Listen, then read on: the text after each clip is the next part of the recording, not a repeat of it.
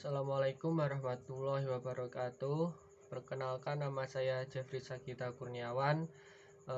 Di sini saya akan menjelaskan tema tentang jenis-jenis pendidikan dan pelatihan. Untuk artikel saya yang berjudul pengembangan melalui pendidikan dan pelatihan untuk meningkatkan pembelajaran tatap muka dan daring atau online di era digital bagi pendidik. Untuk judul yang saya pilih ini, setelah saya browsing jenis-jenis pendidikan dan pelatihan, itu terdapat tentang pembelajaran tatap muka dan daring atau online. Untuk itu saya menjelaskan atau mengambil judul tersebut. Lanjut, pengembangan layaknya dilakukan guna mencapai sebuah kesejahteraan dan sangat diperlukan untuk meningkatkan produktivitas serta memiliki tujuan tertentu demi kemajuan sebuah bangsa. Menurut SP Hasibuan menjelaskan bahwa pengembangan adalah meningkatkan kemampuan teknis, teoritis, konseptual, moral karyawan sesuai dengan kebutuhan pekerjaan atau jabatan melalui pendidikan dan pelatihan.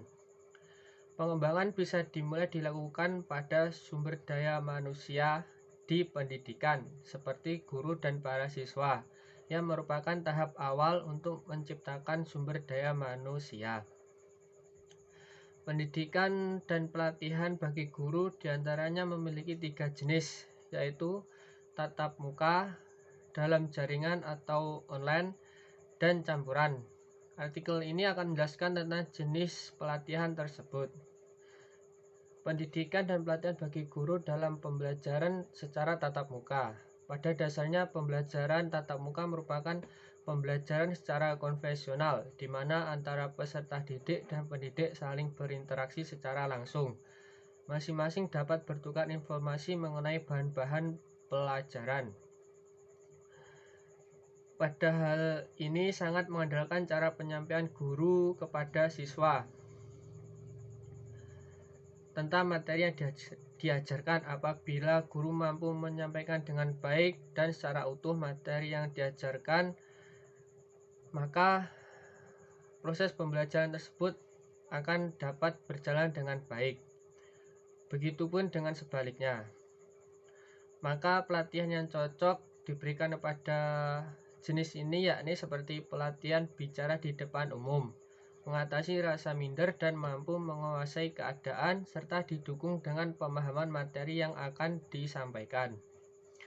Kelemahan pada jenis pembelajaran tatap muka ini yakni seperti kurang antusiasnya pada siswa terhadap penyampaian materi, rasa bosan terhadap gaya pembelajaran. Apabila guru menyampaikan materi dengan baik, namun siswa yang diajar tidak bisa memahami atau tingkat pemahamannya yang rendah, hal tersebut merupakan kelemahan dari pembelajaran tatap muka. Kelebihan pada proses pembelajaran ini, siswa dan guru memiliki kedekatan yang baik, interaksi yang intens, dan bisa menanyakan secara langsung materi yang kurang bisa dipahami. Yang selanjutnya, pendidikan dan pelatihan bagi guru dalam pembelajaran secara daring atau online. Tidak bisa dipungkiri kemajuan teknologi tidak dapat dihindarkan. Dengan menggunakan bantuan teknologi informasi dan komunikasi, adanya alat-alat itu dapat mengubah pemikiran manusia, mengubah cara kerja dan cara hidupnya. Demikian juga pendidikan tidak terlepas dari pengaruh teknologi. Oleh sebab itu, perlu diadakan sebuah perkembangan bagi guru dalam melakukan proses pembelajaran yang lebih baik.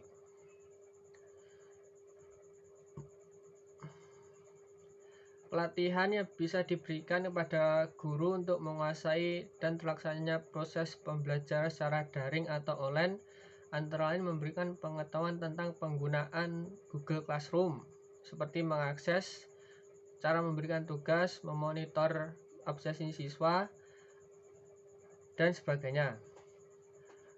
Namun penggunaan aplikasi pembelajaran tersebut tidak cukup dapat terlaksananya pembelajaran daring atau online yang efektif. Para guru juga harus bisa melakukan pengembangan seperti mengadakan video conference melalui Zoom atau Google Meet untuk bisa berinteraksi secara langsung dan tatap muka online. Pembelajaran dalam jaringan atau online ini tidak jauh dari kelemahan, seperti penyediaan sarana dan prasarana untuk menunjang proses pembelajaran seperti koneksi internet yang baik, device atau laptop atau HP yang digunakan, skill dalam menjalankan aplikasi atau website pendukung pembelajaran.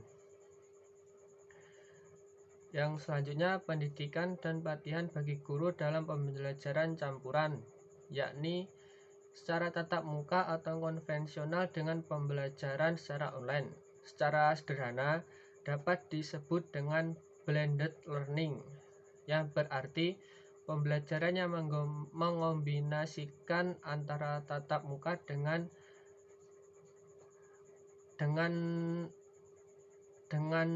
online. Pembelajaran secara konvensional di mana antara peserta didik dan pendidik saling berinteraksi secara langsung. Masing-masing dapat bertukar informasi mengenai bahan-bahan pengajaran. Belajar mandiri, belajar dengan berbagai modul yang disediakan, serta belajar mandiri secara online. Sebelumnya untuk blended learning ini merupakan pengembangan dari e-learning atau belajar online tadi.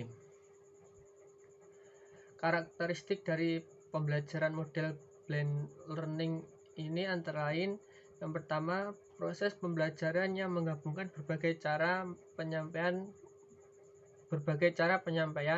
model pendidikan, gaya pembelajaran, serta berbagai media berbasis teknologi yang beragam, sehingga membutuhkan sarana dan prasarana yang memadai. Yang selanjutnya, sebagai sebuah kombinasi pendidikan langsung atau face-to-face, belajar mandiri, dan belajar mandiri via online, sehingga pembelajaran berlangsung secara mandiri dan konvensional, yang mana keduanya memiliki kelebihan yang dapat saling melengkapi.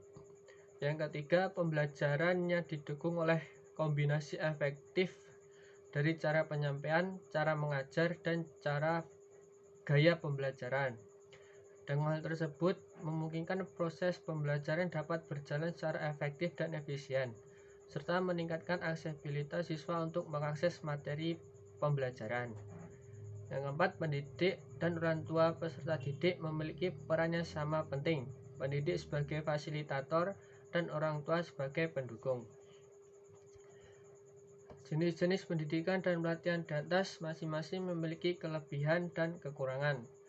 Namun untuk kondisi saat ini lebih menguntungkan untuk melaksanakan pembelajaran dengan dalam jaringan atau online atau blended learning. Namun dalam pelaksanaannya pun masih terdapat berbagai kendala seperti fasilitas yang dimiliki siswa serta koneksi jaringan yang baik antara pendidik dan siswa. Demikian artikel yang saya buat. Apabila ada kurang lebihnya saya mohon maaf. Wassalamualaikum warahmatullahi wabarakatuh.